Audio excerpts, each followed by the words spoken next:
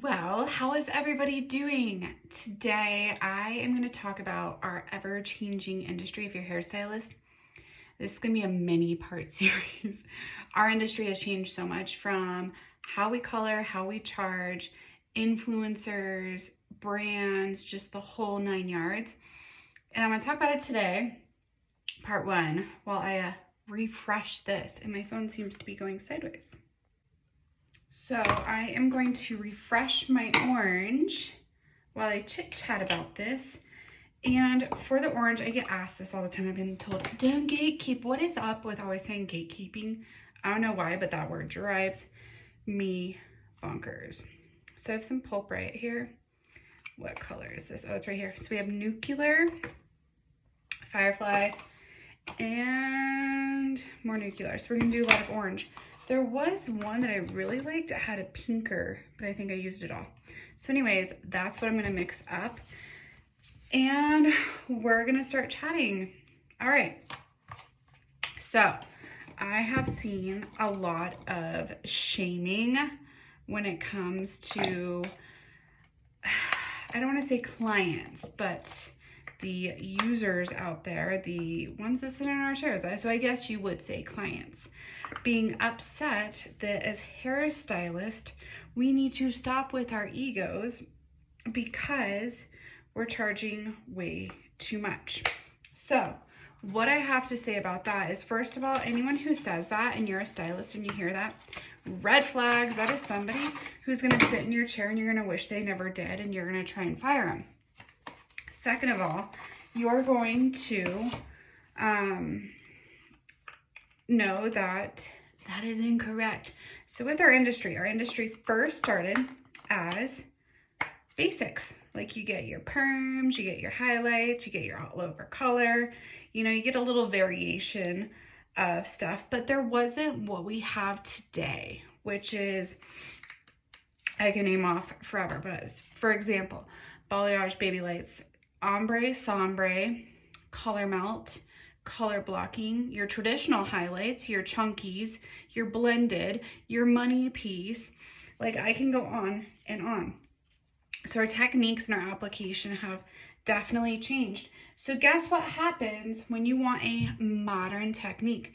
You go to a stylist that has gone to classes and spent lots of time perfecting these techniques, because if you go to a stylist that's like, let's just try it, let's YouTube it, you're gonna have a color correction.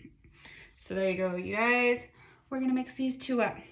So you're gonna have a color correction. So as a stylist, we are spending a lot more money on education, time for perfecting. So we're gonna be working on mannequins, we're gonna be working on friends and family to really perfect it, especially with those techniques that are much more difficult, like balayage, hand painting. Oh, it took me years to not finally fuck it up and leave splotches all over people's heads. Yep, that's what happened in the beginning.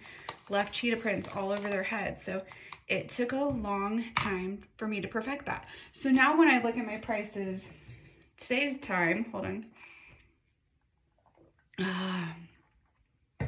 Thinking of all the time, the education I have put forth to make sure that it comes out beautiful, that's a long time.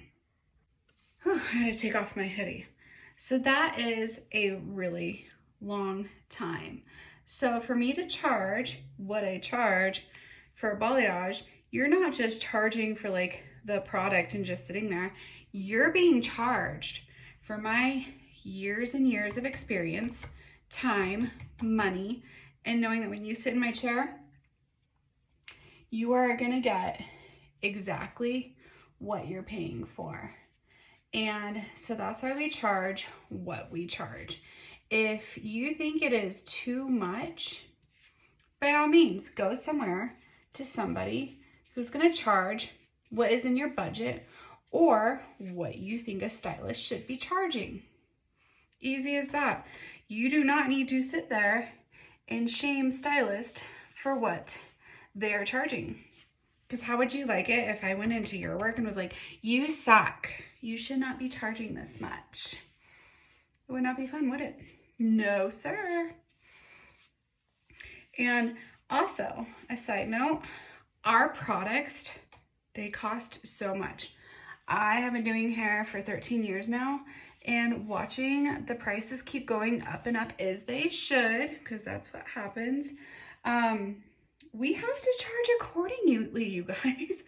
I don't do hair for like a hobby and anyone's well-being, except for like the fact that I love it and I use it to take care of my family and pay my bills. You guys want those nice, beautiful, healthy hair, healthy color. Well, our color, you're gonna pay for it. Just like I say, you go to a facial or you go to the doctor's office. You want the goods. You want the goods used on you. So why are you gonna sit there and complain that it's too much? If you're wanting that and that's your expectation, there you go. The other thing I'm gonna say is, okay, so getting your hair done, it's a luxury, right? It is a luxury. So let's put it in a different perspective. Say you wanna go to a concert, okay? Going to a concert, you don't have to do.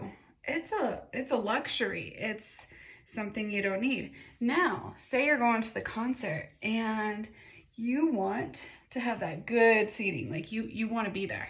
You want to enjoy the whole experience. You're going to pay for it.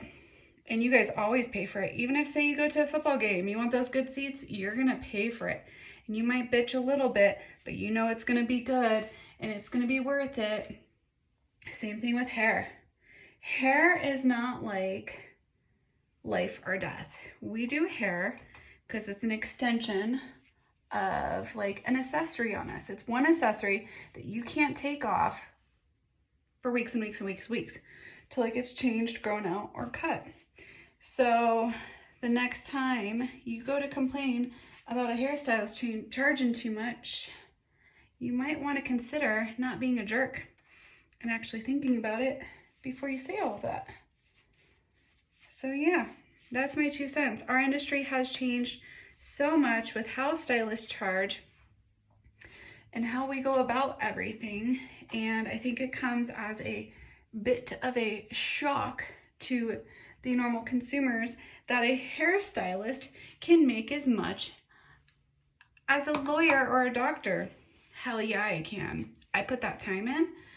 And just like I say, when you get out of beauty school, okay, first of all, anyone who judges what I'm doing, this is pretty much like a hair mask I'm putting on myself. There is no developer. It looks messy as hell because I really don't care. I'm just trying to refresh some of my orange and bring it back to life.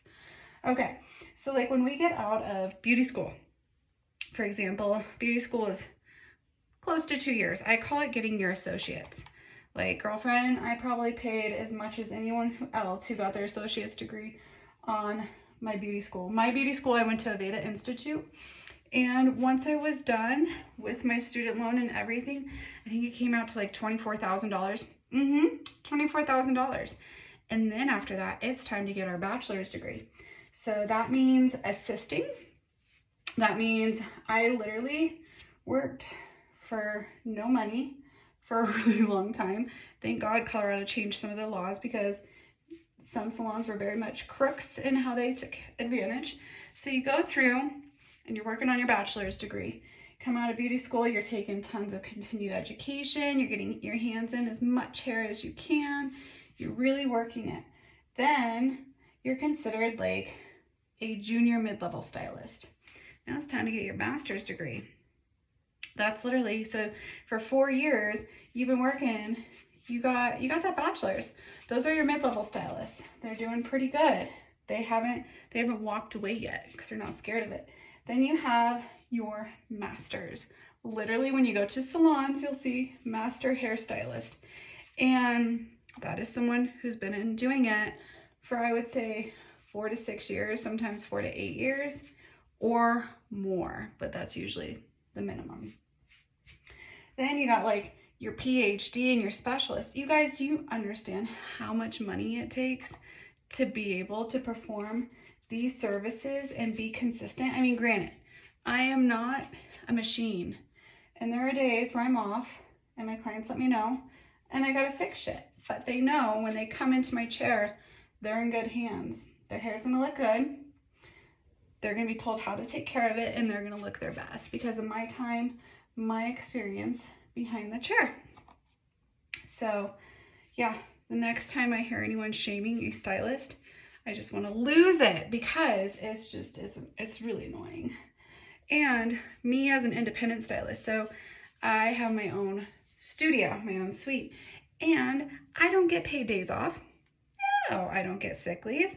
I don't get benefits. I don't get health insurance.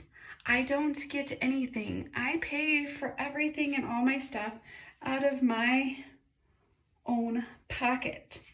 So when it comes to us charging what we charge, your stylist, let them charge what they charge. You go find the stylist that hits that budget for you. And you know what? I charge $140 an hour. Some of you will shit yourself with that, but you know what? I charge that. And I have some of my girls that will be like, hey, Katie, so this is my budget today. What can we do? I work with them. I make it work. I'm not going to sit there and be a crook and just take their money to take their money. So stylist out there, that is word to the wise. Charge your worth. And how did I come up with that number? So I came up with that number. I took my yearly total, divided that by 12, and your yearly total, make sure that you're taking profit. So after everything's been paid for the year, what did you make? So then I take that number and I divide it by 12. Then I divide it by, by 12, and then you have each week in the month, and then you divide how many hours you work, and you do it as a math equation, and it will break it down to what your hourly should be. Does everyone have to charge hourly? Nope. That's another part of our industry, is how each stylist charges. We all charge different. Some stylists are really fast, and they're like, Katie, I can never do hourly. I never make money. All right, charge what works best for you. So I do hourly because I do multiple techniques on one client, and I got sick of going, okay, so did I do more of a balayage? Was it baby lights? Was it this? Was it that? So doing the hourly, I'm like, all right, you're going to be in my chair for this amount of time. They know how much they're going to pay. The gratuity is included in that amount. I think tipping is outdated. My own beliefs. I don't think that tips should be around because it can get awkward. You're always wondering, did I tip enough? Was that a good amount? And I don't want my clients to ever have to worry about that. And I don't want to have to worry about, like, did I schmooze them enough? Did I do this or that? No, I want to make sure that that work is on point every time. So when you're sitting in my chair, you are getting that worth. So that is why I charge my hourly. But yeah, so making this part one is really important. I'm gonna have so many parts because the pricing, that has been a big one that I've seen in our industry. The next one for part two, I want to talk about like influencers on here versus like educator, influencer, working with brands. It has become literally a shit show out there, you guys. Legit, like a shit show. And I want to break it all down and talk all about it. All right, and I've just been putting this color on my root area because you can see these guys. I want to keep them nice and bright. It's gonna be good. But yeah, hone in below. Is that what you want to say, hone in? Right below in the comments what your thoughts are on charging. How do you charge? Do you deal with those crazies that are like, you're charging too much? I've seen them on social media. Ugh. They just block, ignore, move on. They do not deserve any energy. And then stay tuned for part 2 and part 3 and part 4, however many I'm going to get into with our industry and picking it apart. It's going to be beautiful.